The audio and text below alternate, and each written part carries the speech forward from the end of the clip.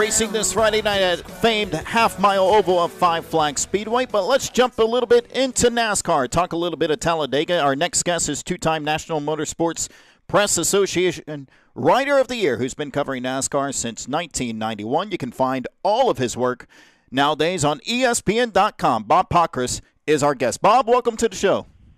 Thanks, Robbie. Glad to be on. Well, Bob, before we talk a little Talladega and NASCAR, you know, I want our fans to get a little bit about your background and your beginnings. You started back in 91 at Daytona Beach News Journal covering sports. Tell us a little bit about your early days. Well, I covered some racing when I was in Daytona from 91 to 2003, but covered all sorts of sports. Spent plenty of a weekend of a Thanksgiving holiday weekend up in Fort Walton Beach in Pensacola when either Daytona Beach Mainland or somebody else had to go play a football game, playoff game up there. So covered all sorts of things in Florida and then started covering NASCAR full-time in 2003. So the Central racing scene was a big part of your coverage back in the other. I mean, did you cover like David Rogers and drivers like that back then? David Rogers, all those guys, who raced in Central Florida at Volusia and Orlando Speed World, and then you'd have what was back then the Slim Jim All Pro Series would come into those tracks, and it was a good time. Dave Rogers, I think, won a national short track championship under NASCAR's banner there in the 90s, kind of based out of Volusia. So it was, those are good times. Volusia actually I covered the Busch Series race back in Volusia back in 1992. Wow. And the track was actually, it was a summer race, and the track actually came apart a little bit because it was so hot. It's July 4th. It's July 4 weekend before those guys. I think that race eventually went to Watkins Glen before going to the Daytona race weekend, and they're racing on that half mile, what's now back as a dirt track. It was an asphalt track, and they raced there. It was so hot that they were the track was breaking up. I want to say in turn 3, if I remember correctly. So they actually had to put a cone out for them to drive around. Yeah, during that race. So yeah, it was bad. You're talking about Jeff Gordon. So I want to say Steve Grissom and those guys competing in that one. Yeah, and you're right. Dave Rogers did win a national championship. He's still winning wheeling championships to this day. I think his last one was 2016, or 2015. But that's awesome to hear. But let's move on. You were at Talladega this past Sunday. It was a great race, I thought, and more importantly, a great crowd. It wasn't jam-packed, but it was a great crowd. But this is kind of an interesting question that I think is worth asking. Was it good for NASCAR that Stenhouse won and Junior struggled? Well, I don't think it was good for NASCAR that Junior struggled, because when Junior struggles, especially a place at Talladega, it has people wondering in it. It certainly can't help his confidence. And Dale Jr. is a guy who, kind of lives and breathes by how his confidence and his mood is. So that wasn't good. Obviously, I think it was good in general for NASCAR to have a new winner in Stenhouse, a guy who, a two-time Xfinity, Busch, Nationwide Series, whatever you want to call it, champion, who, just hasn't had the success in Cup. To see him in his 158th Cup start, I think was neat to see, and I don't think anybody would say that was a fluke, right?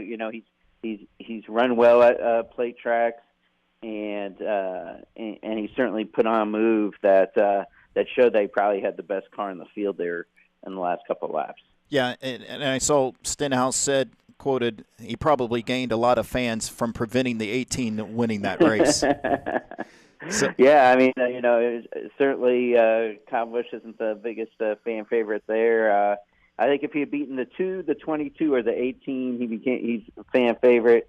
Now, let me tell you something. If the 88 was there and he's past the 88, I think it would have been – he would have gotten the treatment that I want to say Jeff Gordon got, with lots of cans thrown his way if he had done that. I still remember to this day the night that Busch spun out Earnhardt for the win at Richmond. several years ago. And I remember Dale Earnhardt Jr. saying, I don't know if he did it on purpose, but I do know he's going to need security. So, yeah. So you're right about that. But, more to the names of Earnhardt and Carl Edwards and a lot of these drivers are starting to retire and move on from racing. Can drivers like Stenhouse and Eric Jones and Chase Elliott, our hometown guy from here at Pensacola, not only attract a huge fan base, but can they attract sponsors to carry the sport? I think they can. Well, I mean, those are both intertwined, right? Right. You called Chase Elliott your hometown guy, right? Yeah. And I think that, and the hard part is what are these? Where are these guys as hometown guys? Because back in the day when the Xfinity Series would run at the Hickory or the South Boston or the Myrtle Beach, those track champions from those tracks would usually get a ride, right? Yep. If they did well, then they get like a 10-race ride, and they took their fan bases with them as they kind of moved up the NASCAR ladder. Now all these guys, and through no fault of their own, that they're racing, these national or regional late model series more than they do like hanging out in at their local track for 2, 3, 4 years and building a fan base. So I think that's the challenge. In addition to the fact that we kind of lost the car culture in America as far as the passion for, hey, I'm a Ford guy. You used to walk around Talladega in the infield, and every third or fourth car would have a Calvin and Hobbes cartoon, and he'd be whizzing on the logo of another manufacturer. Now it's probably 1 in 50 cars that you see that at Talladega. So I think all of that combined has made a challenge for NASCAR to find to kind of get that passion, to get the people to root for a certain driver. And once they can get that back, the sponsorship will come. Yeah, and I'm with you. Chase Elliott has been racing at Five Flags Speedway since he was 14. Blizzard Series champion, Pro Late Model champion, Derby champion, Snowflake champion. And when he almost won the Daytona 500, he was the talk of our racetrack amongst all of our fans. And I think you're absolutely right on that. And do you also think that you spoke of manufacturers? Do you think the technology of racing has just outgrown, has just surpassed just a simple fan, just a fan who doesn't care about it, just wants to see racing? Well, I think a little bit. I think, the car of tomorrow, while needed a lot of those safety initiatives, really did not help fans connect with the cars. I think it's not a matter of technology as much as me looking at that car and saying, yeah, I know why that car goes fast because I do this in my own car, right? And I think that's the challenge. The challenge is how does NASCAR make these cars safe enough, but also relevant enough to the guy who works on his own car over the weekend to try to make it go faster. Speaking with Bob Pockrass of ESPN.com. Okay, Bob, the hype of stage racing is behind us. And, there's mixed reviews up in the air. I think this year the racing's been pretty good. Combine that with the different packages that NASCAR brings to these tracks. Is stage racing working? I think so. I think it adds excitement at certain points in the race. I think it keeps you interested. This is what I think. Think of it as a drive from, let's say, Pensacola to Jacksonville, and you'd be on I-10 the whole way, right? Yep. Okay. And it's terribly boring. It's terribly boring. Right, but then think of like a trip, let's just say from Pensacola to Orlando or to Miami, and you'd take 10, and then you get off of what, on 75? 75 South Turnpike. And then maybe I-4, and you think like you've accomplished something when you make that turn, right? Yep, absolutely. So it could be the same length of a ride, but it's for some reason it feels shorter when it's broken up. I kind of feel like the stages are the same thing. It keeps interest a little bit more early in the event. It makes, racing. In fact, I found like the start of the final stage almost to be a little bit of a letdown, because you're like, oh, now I've got 80 laps to watch instead of 35 laps to watch. So I've enjoyed it. I think it's been a good thing. I think, the fact that I like the fact that if my pit crew or messes up, or if I have a speeding penalty 20 laps into a race, it hurts me. Yep. Instead of having all this time. So I enjoy that. I like the fact that if you lead, 100 of the first 110 laps, that you're going to at least be rewarded something for it if your engine blows. And so I enjoy it.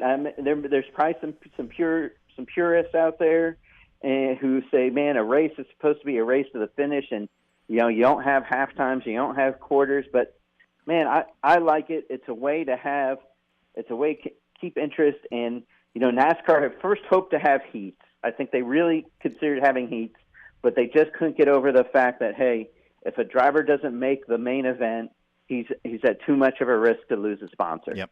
And so this was the format they came up with. I think it's a little bit too complicated, but I like it. Do you think it really just remind me of Eric Almirola, and I was reading how he just barely failed the laser inspection. Do you think NASCAR will eventually go to taking wins away from these guys? It's a great question. I don't think so. I think they'll continue by taking away majority of points, and just like they did with Logano last week, he can't use that win from Richmond to advance in the playoffs or get the points that would help him advance throughout the playoffs. I think they'll continue to do that. I don't think that they don't want to be out there and then say, hey, no, we're going to give this win to somebody else. And I don't think they want to go like the NCAA route and have a bunch of things that say vacated on there. I just think they're gonna stay with what they're doing. Okay, you've been covering racing for many, many years. What's the one memory that stands out after all these years? Wow, that's a great question. Of all the times, I would have to say Dale Jr.'s win in 2001 in July at Daytona. At Daytona, yeah. Yeah, I mean that to me, that's just such an iconic moment. The place was just, I mean, the emotion of every fan in that place. And I mean, you couldn't even if you didn't like Earnhardt, and there certainly were a lot of people who didn't like Earnhardt. I think even the diehard Jeff Gordon fan still loved seeing that. Yep. Still love seeing Dale Jr. win at Daytona on the return. I fully will admit I was not a Dale Earnhardt fan, but the day he died, I remember how sad I was. To that day. So you're absolutely right. Even if you didn't like Earnhardt, you remember that moment of Dale Jr. winning that race. All-time favorite short track. We're short track people down here, Bob. We're short track people. What's your all-time favorite short track? Wow, that's another great question. I still think Rockingham is still my favorite track of all because they would slide off a turn 4. Yep. That's not really, I guess, a short track per se, although in the big NASCAR world, I guess some people would call it a short track. I guess I would have. I mean, I spent so much time up at Volusia. I would say Volusia, and when you're seeing the sprint cars go around there, now that it's dirt. I mean, those All-Star sprints and World of Outlaw shows it's just incredible to watch those guys go around there. They're it's amazing. Fast. They run 13 seconds at Five Flags Speedway. 13 seconds. Yeah. It's unbelievable. Yeah. Have you ever, last question, Bob, have you ever attended Snowball Derby? I have never been to Snowball Derby. It often conflicts with I know. the NASCAR banquet, so I've never been to one of those, but I'd like to go sometime. As long as you just keep me out of the tech bay, because I hear that can be a dangerous place. Kyle Busch is a big fan of our tech room. Bob Pockrass, you can find him on ESPN.com covering NASCAR on a weekly basis. Bob, thanks for your time. Hey, thank you.